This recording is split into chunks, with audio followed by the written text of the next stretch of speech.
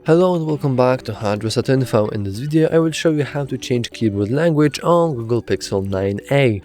Let's begin! First we want to go to the settings, scroll down a little and find System. In the system we want to go to the keyboard, on-screen keyboard, and now we want to choose the keyboard that we have enabled. So for me it's Google Voice Typing, and here I have languages, so I can click it, and after a moment I should be able to change my language.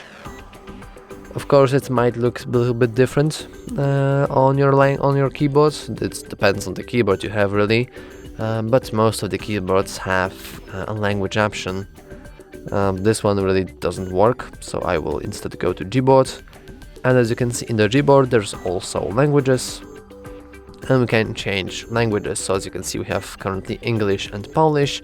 We can hit add keyboard in order to add new language, or we can press the pencil icon in order to, for example, delete the Polish language from our keyboard. So I can now hit delete, and now I only have English language.